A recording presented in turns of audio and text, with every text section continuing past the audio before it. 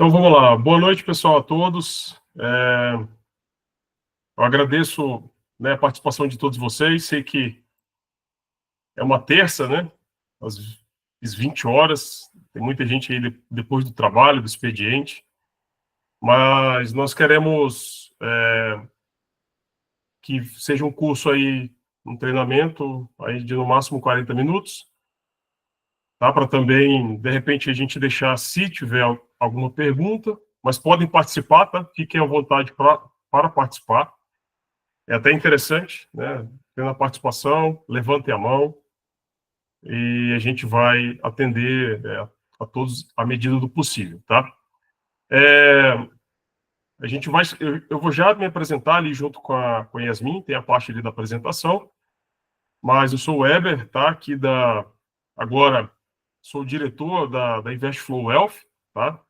Da parte de consultoria de investimentos, e nós estamos dando início a um curso que acredito que se estenderá, depende, né, da participação, depende dos inscritos,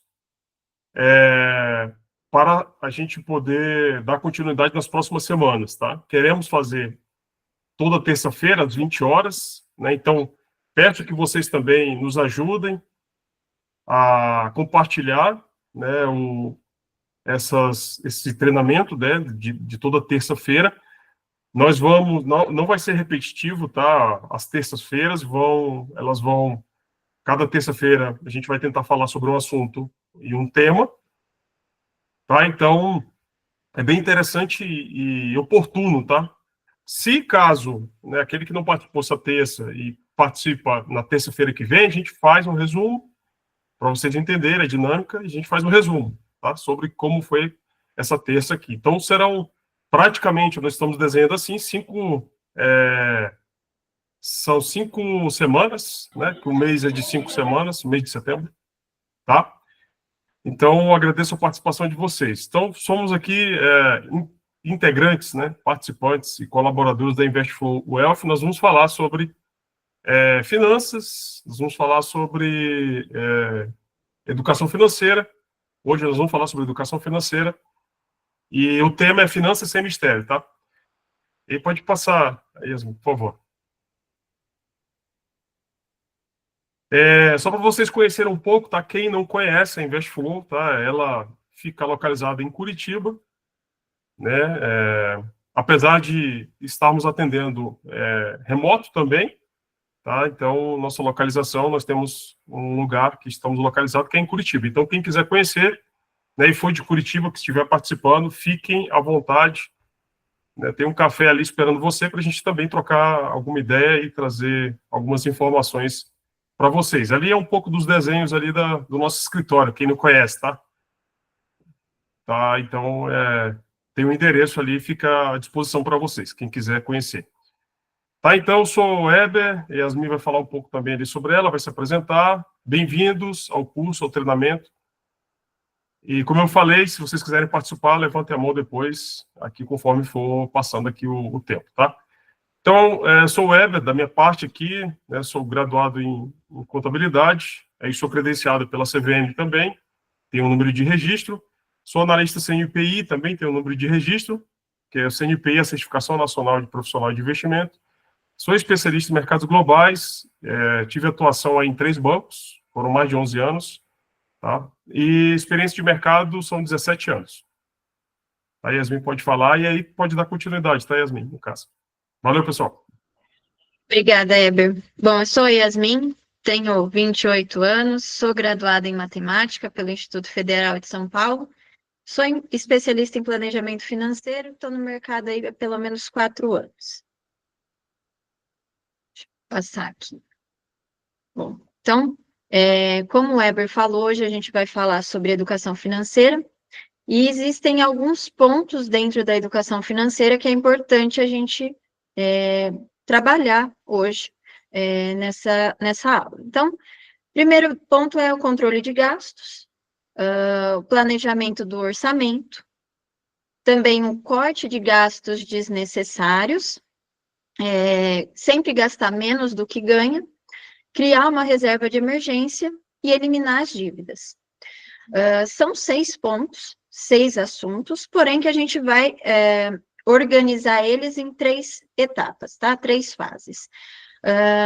Tudo que eu vou falar agora, tudo que eu vou explicar, por favor, se tiver dúvida, anotem aí, e aí, quando eu terminar de explicar, vocês perguntem para a gente ir tirando as dúvidas, tá? Então, a primeira questão que a gente vai trabalhar aqui é eliminar as dívidas.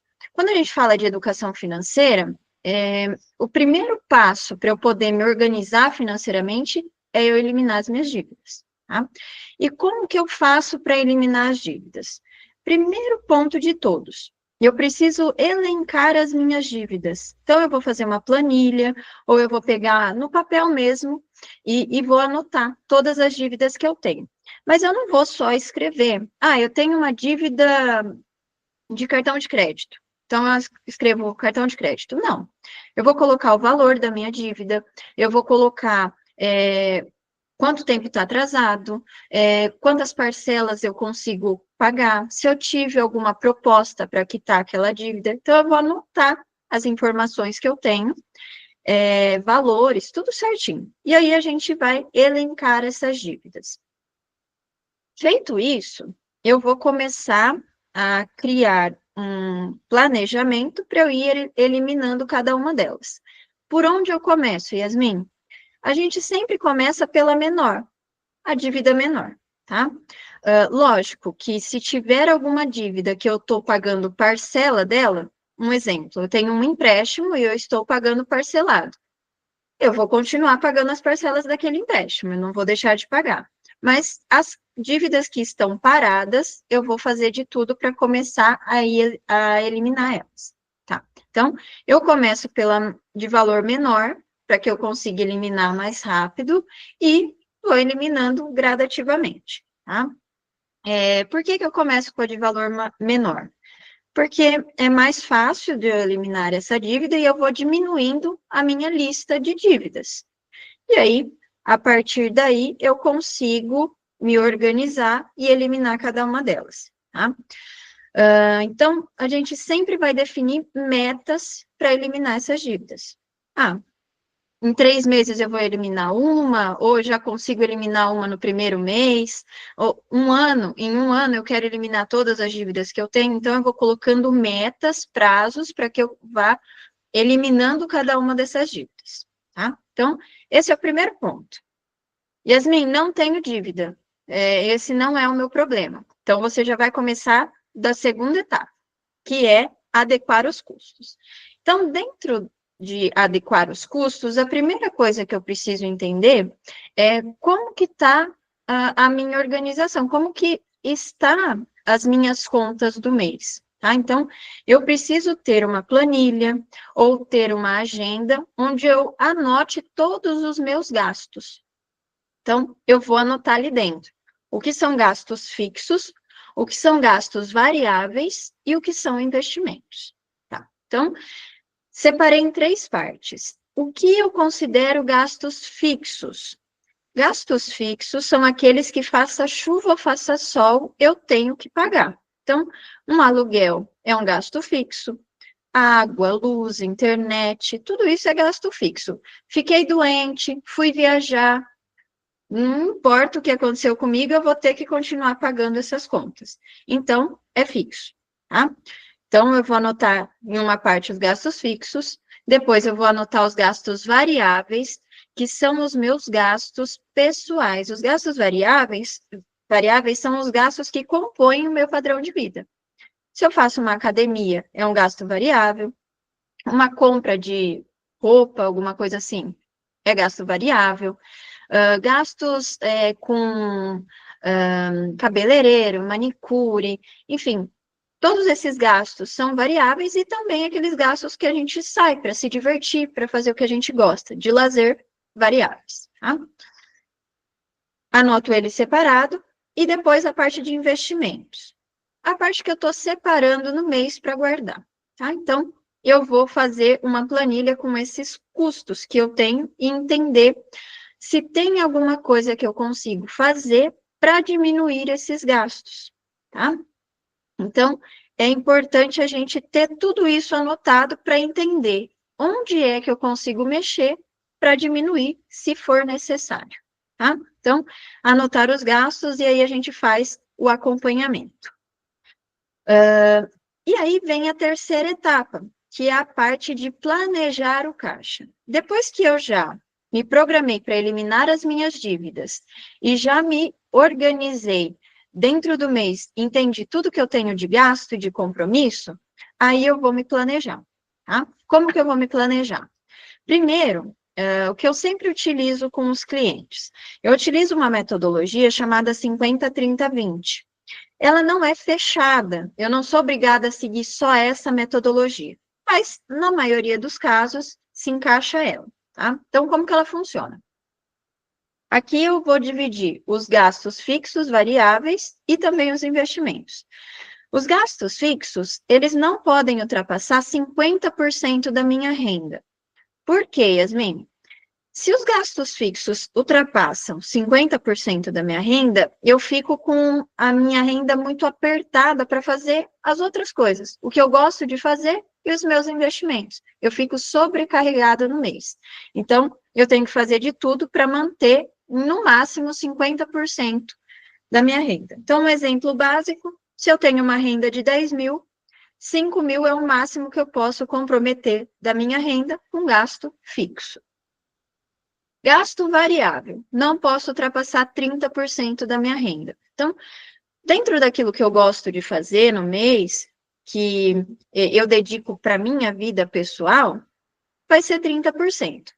Observem aqui que não é um valor pequeno, tá? Se eu tenho uma renda, por exemplo, de 10 mil reais, 3 mil é o que eu vou dedicar para fazer o que eu gosto. Então, não é pouco, mas eu tenho que me limitar àquilo. E eu vou fazer de tudo para não ultrapassar esses 30%, para que eu tenha um espaço para eu poder investir, tá? E o investimento? No mínimo 20% ao mês, tá? Por quê? Se eu não invisto, eu não consigo fazer nada dos objetivos que eu tenho. Yasmin, eu tenho o objetivo de fazer uma reserva de emergência, de comprar um carro, de comprar uma casa, de fazer viagem. Tudo isso vai sair desses investimentos, desse valor que eu estou dedicando mensalmente para guardar. E apesar desse investimento estar ali em terceiro, na explicação, ele é o mais importante, que eu sempre falo para os clientes. Eu sempre guardo antes de fazer qualquer coisa. Recebi meu salário? 20% eu pego, guardo, e o restante eu vou pagar minhas contas e vou fazer aquilo que eu quero durante o mês, tá bom? Então, a gente tenta seguir ao máximo essa divisão. E aí, dentro do planejamento do caixa, tem uma questão muito importante, que é a construção da reserva de emergência, tá? Mais para frente, a gente vai falar sobre os investimentos, né? Como eu faço a divisão para curto, médio, longo prazo. Mas já nessa primeira etapa da educação financeira, a gente precisa falar da reserva de emergência. Eu preciso ter um valor guardado para me proteger se acontecer alguma eventualidade, tá? Como que eu vou definir esse valor de reserva de emergência? Então, eu vou considerar aqui os meus gastos essenciais. Quais são os meus gastos essenciais? São os gastos fixos, todos eles, eu não posso deixar de pagar nenhuma conta, e alguma parte dos gastos variáveis. O que vai entrar aqui nos gastos variáveis? Por exemplo, combustível. O combustível, eu preciso dele para trabalhar, para levar os filhos na escola, enfim. No geral, eu vou precisar desse valor no mês. Vai entrar em gastos essenciais. Farmácia. Farmácia é um gasto variável. Eu não sei quanto que eu vou gastar no mês de farmácia, mas é essencial que eu compre os remédios. Então, também é um gasto essencial. Então, é isso que eu considero essencial, aquilo que eu não posso deixar de comprar no mês, tá? Fiz as contas, achei qual é o valor do meu gasto essencial do mês, eu vou multiplicar para pelo menos 6 vezes esse valor para eu ter uma reserva de emergência. Então, 6 vezes.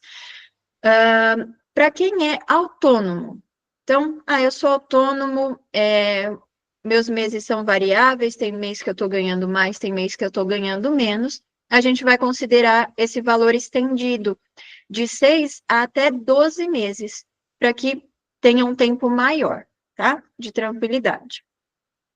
A reserva de emergência, vamos supor que a gente definiu o valor de reserva de emergência de R$20.000. Então, eu tenho uma reserva, construí ali R$20.000. Não vai estar sempre esses 20 mil ali. Por quê?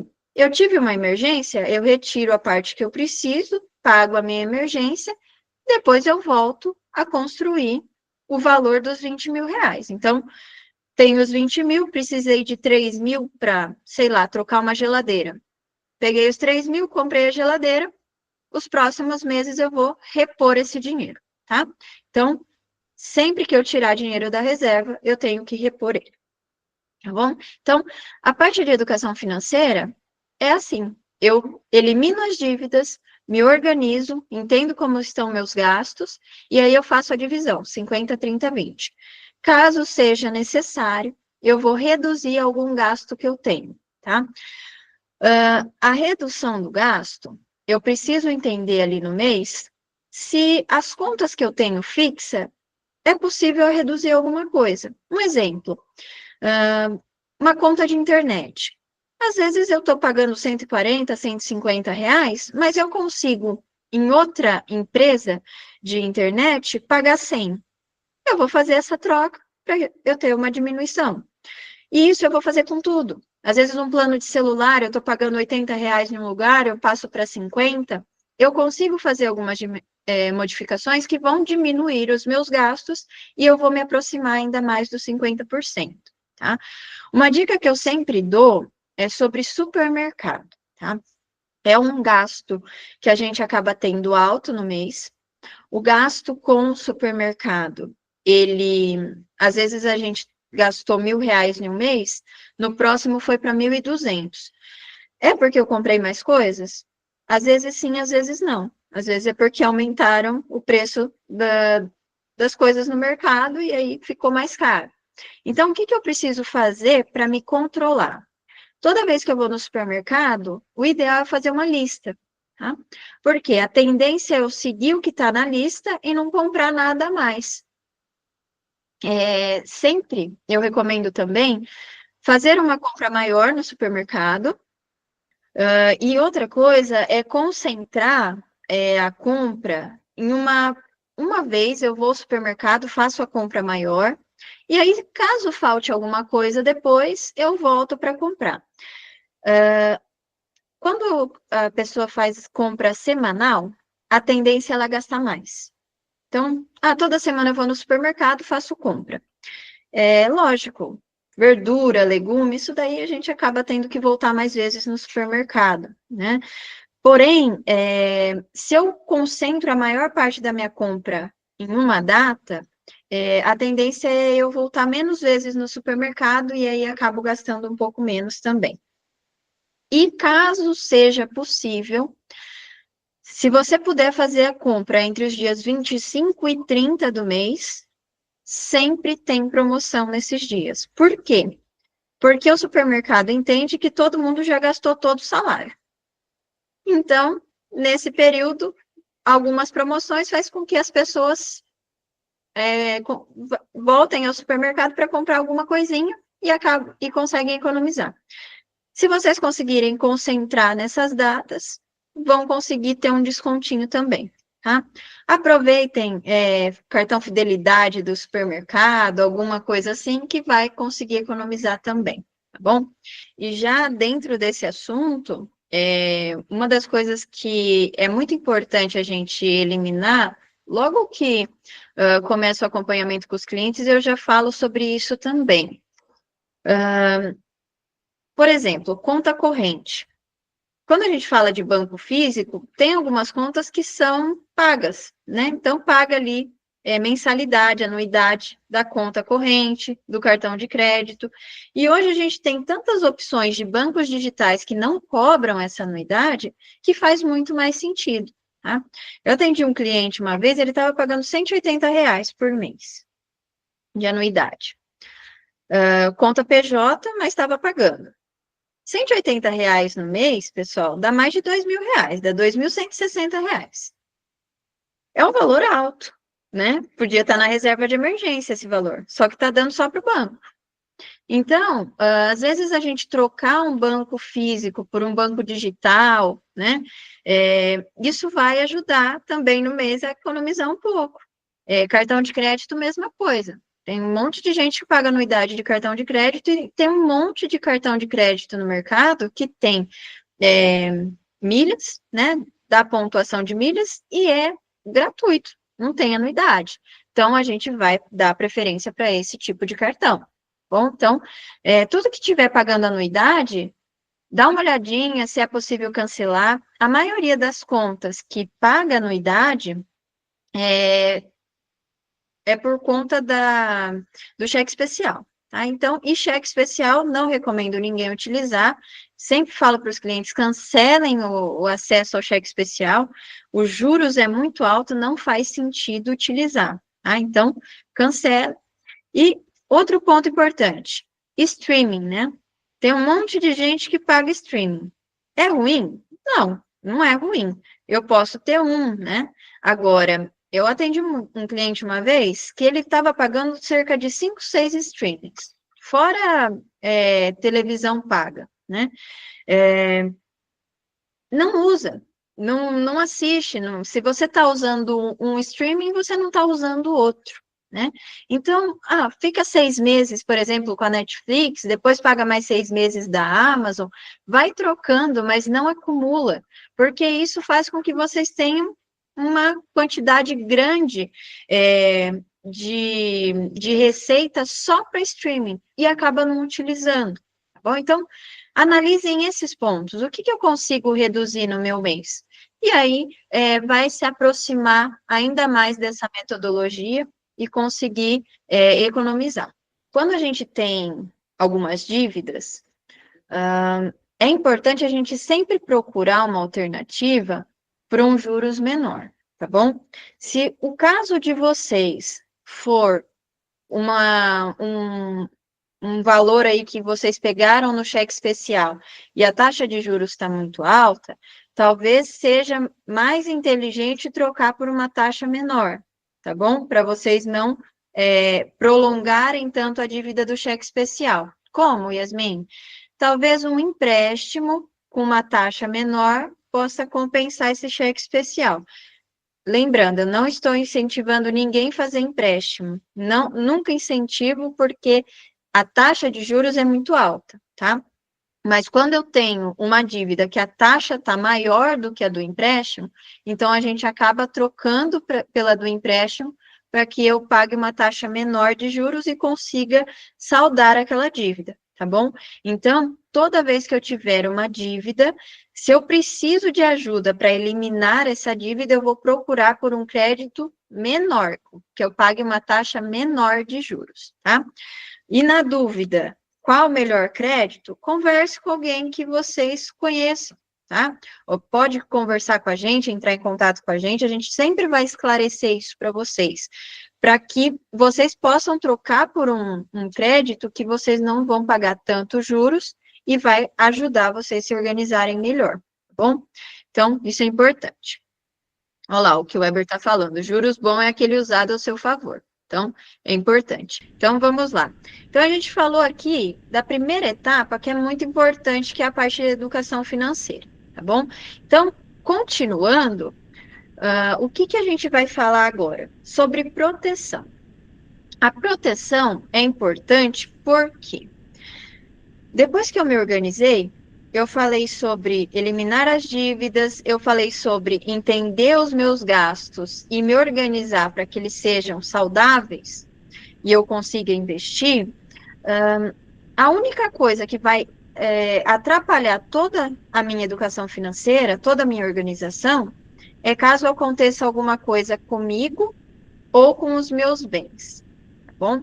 Então, primeiro ponto, proteção pessoal. A proteção pessoal, a gente fala sobre o seguro de vida.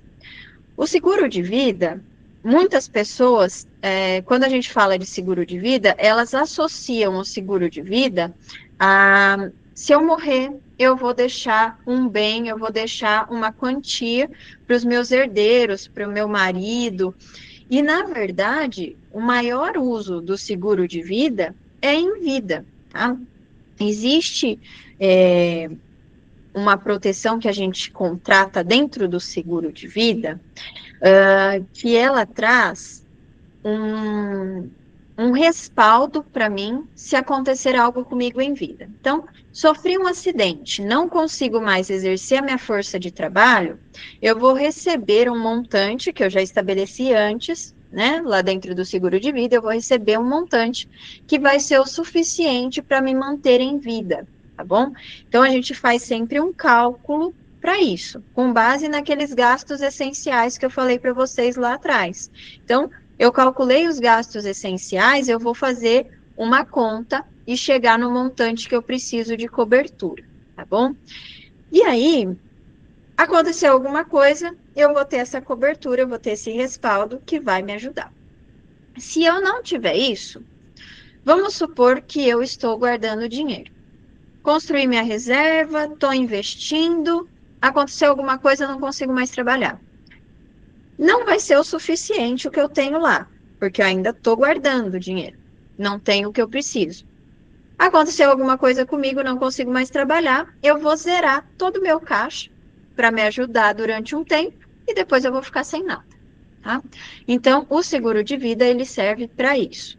Tem mais benefícios dentro dele. Por exemplo, tem o DIT lá, ou o DITA, né, que é uma cobertura, caso eu tenha, por exemplo, um período que eu fiquei doente, ou sofri um acidente, fiquei ali acima de 10 dias sem conseguir trabalhar, ele vai me cobrir e vai conseguir me pagar um valor diário, tá? Sobre esse tempo que eu ficar sem trabalhar. Tá? Então, tem essa parte também, tem para doenças graves, tem para morte, tem um monte de benefício, mas o principal é o IPA, que é para a gente poder se proteger ali em vida, tá bom? E depois a gente fala sobre proteção de bens, proteção do veículo e do imóvel, tá? Então, por que é importante proteger também os bens? Mesma situação, estou me organizando, estou guardando dinheiro, e aí acontece alguma coisa, um sinistro, bati o meu carro. Vou ter que zerar toda a minha reserva de emergência, zerar todos os meus investimentos, para eu ir lá consertar meu carro, consertar o do outro. Então, é importante eu ter um seguro. Ele não fica, não custa tão caro no mês, mas vai me trazer um benefício alto, tá bom? Da mesma maneira, o seguro residencial. O seguro residencial, ele vai proteger a sua casa se tiver algum evento, né? Pegou fogo, algum raio que cair, danificar algum eletrodoméstico, alguma enchente, né? Todo mundo ficou sabendo quando teve aquelas enchentes no Rio Grande do Sul, quanta gente perdeu a casa, né? E quem tinha seguro ali, seguro residencial, conseguiu pelo menos um auxílio, alguma coisa para poder se reorganizar, se restabelecer.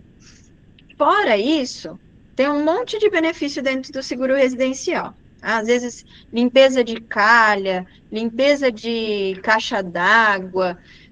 Teve até um cliente meu uma vez, ele quebrou o portão e o portão não fechava e era de noite. Ele conseguiu acionar o seguro e eles mandaram segurança para passar a noite na frente do portão. Então, assim, é um benefício, é uma segurança e não é caro, tá bom? Então, essa parte de proteção é importante para quê? Depois que eu estou organizado, eu tenho uma reserva, eu tenho dinheiro investido, se acontecer alguma coisa, eu tenho que zerar tudo. Mas se eu tenho seguro, ele não vai deixar com que eu me descapitalize de novo, tá bom? Então, é importante a parte de proteção. E aqui, alguns benefícios, né? A parte de seguro de vida, então, é proteção em vida, garante estabilidade em caso de invalidez, também ajuda no planejamento sucessório, que é um ponto muito importante, e em doenças graves. E o seguro de bens? Me traz segurança, me traz economia, proteção financeira e continuidade nos negócios. Por que continuidade dos negócios? Porque eu não zerei meus investimentos. Eu consigo continuar investindo e continuar dentro do meu planejamento, porque eu estou protegido, tá bom? Então, relembrando os 3 pontos principais, se tiver dívida, elencar as dívidas. Na parte de organização, sempre anotar os gastos, tá? Então, anotem os gastos, entendam quais são os gastos e se tem possibilidade de diminuir alguma coisa. E tentar se enquadrar naquele 50, 30, 20, tá bom? E o que eu deixo de tarefa? Definam o valor de reserva de emergência que vocês precisam. Então, pelo menos 6 vezes os gastos essenciais. Definam e tentem construir essa reserva de emergência, é importante. E os objetivos, tá bom? Muito importante. Quando a gente tem um objetivo na nossa vida, se eu só penso assim, eu queria fazer uma viagem para o exterior, é vago, é uma coisa longe, eu não tenho muito acesso a ela. Mas se eu tenho um objetivo bem definido, eu quero fazer uma viagem, mas é para a Europa, eu quero ir o ano que vem, vai me custar tanto. O que eu preciso fazer para alcançar essa viagem? Eu preciso tirar um passaporte, eu preciso correr atrás de documentação, eu preciso ter o valor da passagem, eu preciso de um cartão de crédito que seja internacional. Eu defini tudo que eu preciso, defini valores, defini prazo, agora eu sei o que eu preciso fazer e vou correr atrás desse objetivo. Então, definam objetivos que vocês tenham, prazo e valores, tá bom? A gente vai precisar disso nas próximas reuniões. Então, tenham isso anotado, porque vocês vão conseguir projetar dentro do objetivo de vocês e da vida financeira de vocês, qual é o melhor caminho para vocês alcançar cada um desses objetivos, tá bom? Então, eu agradeço a participação de todos. Se tiverem alguma pergunta, algum questionamento, mandem para a gente também. E na próxima terça-feira eu espero vocês.